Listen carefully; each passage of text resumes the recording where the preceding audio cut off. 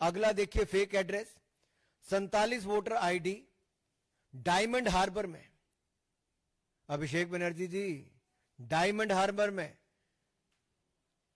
47 voter ID house number 189 के polling booth 131 पर register हुए हैं। मल्टीपल रिलीजन के एक ही घर नंबर 0011 पे बूथ नंबर 103 पे फाल्टा असेंबली में डायमंड हार्बर जो लोकसभा है वहां पे रजिस्टर हुए। खुर्शीद आलम एक ही रहता है लेकिन इनका बाप बार बार बदल जाता है। खुर्शीद आलम वहीं रहते, बाप बदल जाता है भाई वोटर लिस्ट में। अगर आप देखिए कहां पे, डायमंड हार्बर में। अभिषेक जी जाइए कभी मिलके तो आइए और पता कीजिए क्या खुर्शीद आलम के पिताजी एक ही हैं कि अलग अलग बदल गए हैं और इनका नाम कैसे बार बार बदल गया है। और आगे देखिए मास वोटर एडिशन की बात करूं, 301/1724 में से 301 बूथ में डायमंड हार्बर में 15% वृद्धि हुई है पिछले 4 सालों में, और सारे टीएमसी ने जीते हैं। वे बल्क एडिशन है भाई। फाल्टा में 17, डायमंड हार्बर में 35, विष्णुपुर में 92, महसताला में 89, बाजबाज में 32। अभिषेक बनर्जी जी कहां हो आप? देखिए क्या हो रहा डायमंड हार्बर में, चेक करिए। वहां पे सरकार भी आपकी है, बीएलओ भी आपके हैं, बीएलए भी आपके हैं। तो क्या आप चुनाव इसीलिए जीत रहे हो? ये जो फर्जी वोट एडिशन क्या आपके अनुसार हो रही है? और जब इलेक्शन कमीशन इसकी सफाई की बात करता है कि ऐसी इंटेंसिव सफाई चलनी चाहिए, कार्रवाई होनी चाहिए, तो आप अपने घुसपैठी वोट बैंक को, एक स्पेशल वोट बैंक को बचाने के लिए आप रिफॉर्म्स को रोकने का काम करते हो। और ममता बनर्जी जी से मैं सवाल पूछना चाहता हूं भाई, आप 2005 में लोकसभा में, मुझे आज भी याद है, स्पीकर की चेयर के पास जाके फेंक दिए थे उन्होंने कागज जोर से, और कहा था बांग्लादेशी घुसपैठियों को वोट बैंक बन रहा है और ये लिस्ट में उनके नाम है, आप लोग रोकने का काम नहीं करते हैं। तो ममता बनर्जी जी आज अगर सफाई होने का काम होता है तो फर्जी घुसपैठिए जो वोट बैंक है उसकी सफाई अभियान पे आप रोक क्यों लगवाना चाहते हो? क्या तब आप दिखावा करते थे और आज घुसपैठिए वोट बैंक को बचाने के लिए ममता बनर्जी जी घड़ियाली आंसू बहा रही हैं? दर्शक শুনলেন ডায়মন্ড হারবার অভিষেক ব্যানার্জির যে কেন্দ্র, লোকসভা কেন্দ্র, সেখানকার সব তথ্য দিয়ে বিজেপি নেতা অনুরাগ ঠাকুর একটা প্রেস মিট আজকে করেছেন। ভয়ঙ্কর সব তথ্য দিয়েছেন, নাম বলেছেন যার বাপ মানে বদলে গেছে বারবার। একই ব্যক্তি কিন্তু বাপ বদলে গেছে বা বদলে গেছেন। বাপকে আর কি বলবো। মানে এই ধরনের ঘটনা ঘটেছে, ভোটার তালিকাতে সেই রকমই তথ্য এসছে যে একই ব্যক্তি খুরশিদ কিন্তু এক একটা জায়গাতে মানে তালিকাতে উঠেছে অন্য অন্য বাপের ছেলে পরিচয় দিয়ে, মানে বাবা অন্য, নাম খুরশিদ, বাবা অন্য, একই ব্যক্তি, বাপ বদলে গেছে।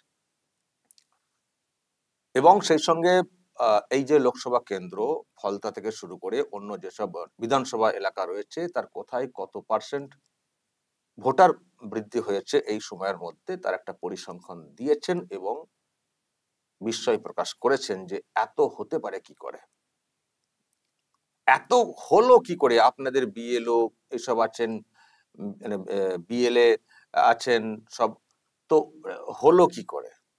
তাহলে কি এইসব ভুয়ো ভোটারদের মাধ্যমে কি এই রকম সব জয়টয় ছিনিয়ে আনা, এই প্রশ্ন তুলেছেন। এবং সেই সঙ্গে মমতা ব্যানার্জির সম্পর্কে যেটা উনি বললেন যে আমার তো মনে পড়ছে আগে আপনি তো পার্লামেন্টে দাঁড়িয়ে কাগজ ছুঁড়ে কত কি বলেছিলেন, ভোটার তালিকাতে ভুয়ো ভোটার আছে সেগুলো বাদ দিতে হবে, অমুক তমুক, কত কথা বলেছিলেন, কত দেখিয়েছিলেন প্রতিবাদ। এখন তাহলে কেন, মানে এখন যখন তালিকাকে সংশোধন করার কথা বলা হচ্ছে তখন কেন এত এরকম করছেন কেন?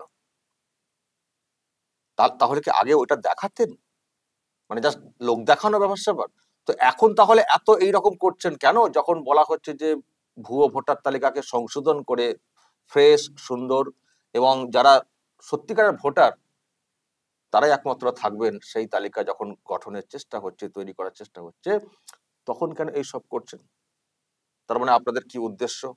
ওই ভুয়ো ভোটার বা বাংলাদেশি ওপার থেকে আসা তাদেরকে এখানে রাখার ব্যবস্থা করছেন, তাদেরকে জায়গা দেওয়ার ব্যবস্থা করছেন, তাদেরকে ভোটার মানে ভোটার বানাতে চাইছেন। তা না হলে কেন এই কাজটাতে আপনারা সহযোগিতা করবেন না? কেন বলবেন না যে হ্যাঁ, ভুয়ো ভোটার যেন কেউ না থাকেন বা ওপার থেকে কেউ এসে যাতে তালিকাভুক্ত না হয়ে যান, সে ব্যবস্থা করতে হবে। এসআইআর বা যা চলছে তাতে আমাদের সমর্থন রইল। কেন এটা বলছেন না? কেন বাধা দিচ্ছেন? কেন চিৎকার করছেন? এটাই কার্যত বলতে চেয়েছেন ওনার এই বক্তব্যের মাধ্যমে।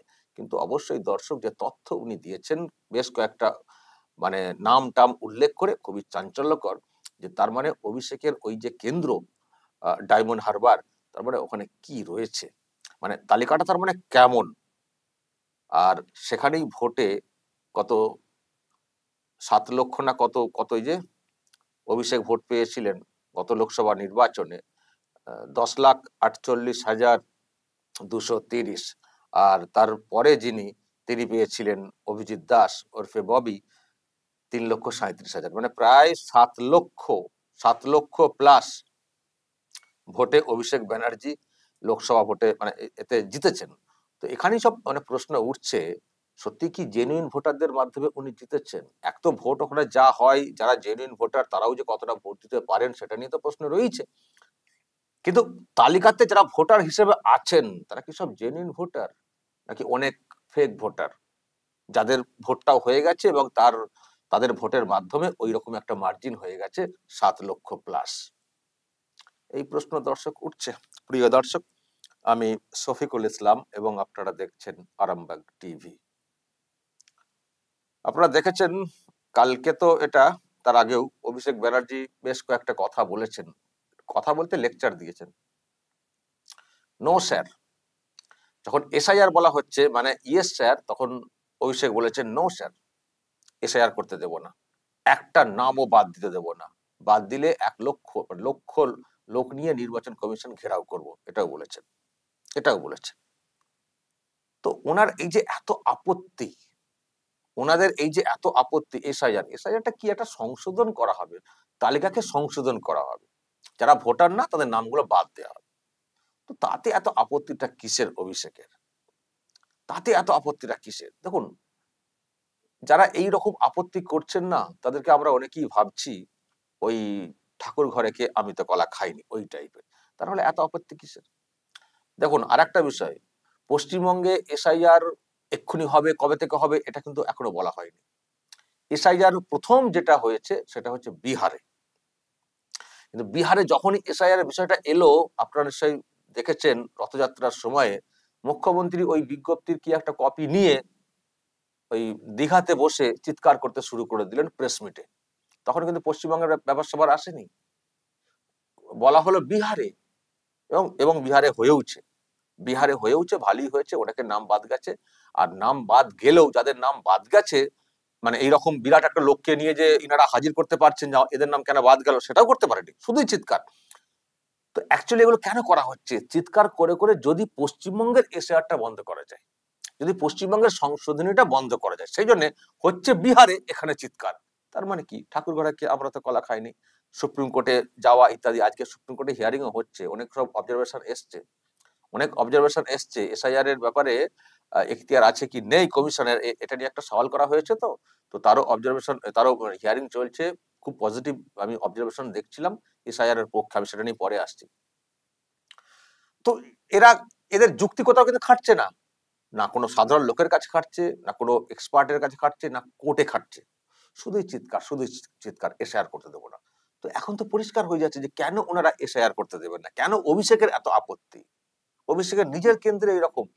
অনুরাগ ঠাকুর বলছেন যান আপনি একটু ঘুরে দেখুন যে এত বাপ বদল কি করে হয়ে যাচ্ছে একই ব্যক্তির, সময়ে সময়ে বাপ বদলে যাচ্ছে, এটা কি করে সম্ভব, একটু খোঁজ নিয়ে দেখুন। আর এত ভোটার কি করে বাড়তে পারে?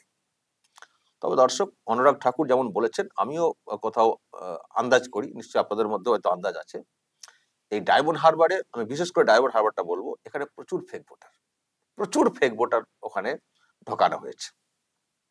এই ফলতা টলতা দেখবেন, মানে কি মার্জিন টিএমসির, কি মার্জিন, ফলতার নাম উঠে এসছে। যেখানে দেখবেন বিরাট মার্জিনে লিড করেছেন অভিষেক ব্যানার্জি, সেই সব কেন্দ্রেই এক ধাক্কায় ভোটারের সংখ্যা অনেকটা বেড়েছে, আর এই ভুয়ো ভোটারের রমরমা। কিন্তু ভুয়ো ভোটার জানবো কি করে? যখনই এটার ওই সংশোধনের কাজ কারবার হবে তখনই তো পরিষ্কার হবে। তো কেন সেই সৎ সাহসটা নেই? কেন সেই সৎ সাহসটা নেই যে হ্যাঁ ওটা হোক? কালকে আর বলেছেন অভিষেক ব্যানার্জি, হ্যাঁ ঠিক আছে আমরা চাই তাহলে লোকসভা ভেঙে দেওয়া হোক, লোকসভা ভেঙে দিয়ে আবার ভোট হবে, উনি আবার জিতে প্রধানমন্ত্রী হবেন আর কি। ওনার খুব আফসোস যে এবারে কেন্দ্রীয় সরকারটা ওনাদের হয়নি। নিশ্চয়ই আপনাদের মনে আছে কজন এমপি টিএমসির এমন স্বপ্ন দেখছিলেন যেন কেন্দ্রীয় সরকার ওনারা গঠন করে ফেলবেন। তো এনডিএর তো সরকারটা গঠিত হয়েছে। তো যখন রাহুল গান্ধীরা দেখেছেন যে আমাদের কিছু করার নেই, ওই ওদের সরকার হবেই, তো রাহুল গান্ধী বা অখিলেশ যাদব তারা ওইসব নিয়ে আর ঝামেলা করেননি। ঠিক আছে, দুটো সাপোর্ট নিয়ে ওই নীতিশ কুমার বা চন্দ্রবাবু নাইডু ওদেরকে নিয়ে সরকার গঠন করা হয়েছে, আর আমাদের তো সবাইকে জুটালেও হবে না, তো তারা আর সরকার গঠনের চেষ্টা করেননি। কিন্তু আপনাদের নিশ্চয় মনে আছে সরকার গঠনের ওদিকটা পুরো মানে হয়ে গেল বিষয়টা, তারপরেও অভিষেক এর দুয়ার তার দুয়ার ঘুরেছিলেন, এনসিপির নেতার কাছে, হাই রাহুলের কাছে, হাই অখিলেশের কাছে। তখন উনি স্বপ্ন দেখছিলেন যে কেন্দ্রের সরকারটা উনাদের হবে, উনাদের জোটের হবে, ইন্ডির, যাতে আরো পিন্ডি চটকাতে সুবিধা হয়, বা ওনার যেসব সমস্যাগুলো আছে সেগুলোকে যাতে একটু ক্লিয়ার করতে সুবিধা হয়। মানে এই চেষ্টা করেছিলেন। তো কি হলো? এবং এবং কি বলতেন ওনারা, এই সরকার টিকবে না, এই সরকার টিকবে না, দেখবেন কদিনের মধ্যে ভেঙে যাবে। তো সরকারের বয়স তো ব্যস্ত হয়ে গেল, কই ভাঙনের তো কোনো কিছুই দেখছি না। সেজন্য কি চাইছেন আবার একবার ভোট হোক? মানে এত স্বপ্ন দেখছেন, ফের ভোট হলে আপনারা জিতে যাবেন, আর জিতে গেলে মানে আপনি কি প্রধানমন্ত্রী হবেন নাকি লড়াইয়ে থাকবেন, মানে সরকার গঠন করবেন, এত স্বপ্ন। আমি তো বলবো 24-এ যে রেজাল্ট হয়েছে বিজেপির, এটা বিজেপির জন্য অবশ্যই খারাপ। কারণ বিজেপির যা হাওয়া ছিল, রেজাল্ট কিন্তু ওইরকম হওয়ার কথা ছিল না। সব থেকে বড় খারাপ যে রেজাল্টটা হয়েছে সেটা হচ্ছে ইউপিতে অখিলেশ যাদব সমাজবাদী পার্টি, তাদের একটা সংখ্যা বড় এসছে এমপির, কিন্তু ওটা হওয়ার কথা ছিল না। নিশ্চয়ই আপনাদের হয়তো মনে আছে, এইসব নিয়ে অনেক চর্চা হয়েছে। ওখানে বিজেপির অন্দরে একটা বড় গেম হয়ে গেছে, ওখানে টিকিট বন্টন নিয়ে একটা বড় গেম হয়ে গেছিল। সেই জন্য নিশ্চিত সিট ছিল বিজেপির অনেক, সেগুলোতে হেরে গেছে বিজেপি। এটা এটা আগে থেকে মানে দলের অভ্যন্তরীণ যে বিষয়টা সেটা বোঝা দরকার ছিল, তার জন্য বিজেপিকে খেসরত দিতে হয়েছে। ফলে এবার যদি ভোট হয় নতুন করে, আমার ধারণা যে সংখ্যায় সিট পেয়েছে লাস্ট ইলেকশনে, তার থেকে অনেক বেশি সংখ্যক সিট বিজেপি ওভারঅল গোটা ইন্ডিয়াতে পাবে। ফলে যে স্বপ্ন দেখছেন অভিষেক ব্যানার্জি, ভেঙে দিন, উনিও ভালো করে জানেন এটা ভাঙা যায় না, এটা জাস্ট ফুকো আওয়াজ। তবু আর কি জানি না আবার ভিতরে ভিতরে স্বপ্ন দেখছেন কিনা যে ভেঙে দিলে আমরা সরকার গঠন করব। আমি তো বলবো সেগুলো তো বালি হবেই, আপনার সিটটাও ঠিক মতো করে পাবেন কিনা সেটাও সন্দেহ আছে। কারণ যে ধরনের ফেক ভোটারের কথা শুনছি, যদি ঠিকঠাক ওখানেও সংশোধন হয়, আর যদি ঠিকঠাক প্রার্থী ওখানে দাঁড় করানো হয়, আপনি আবার নতুন করে এমপি হতে পারবেন কিনা সেটা হচ্ছে সব থেকে বড় প্রশ্নের। ফলে সাবধান, উল্টোপাল্টা মন্তব্য করার আগে আগে নিজের দিকটা ভাবুন, নিজের কেন্দ্রে কি সব করে রেখেছেন, সেগুলো সব এখন মানুষ জেনে যাচ্ছে। দর্শক বলবেন আপনারা, যদি কিছু বলার থাকে অবশ্যই বলবেন, এবং নজর রাখবেন আরামবাগ টিভিতে।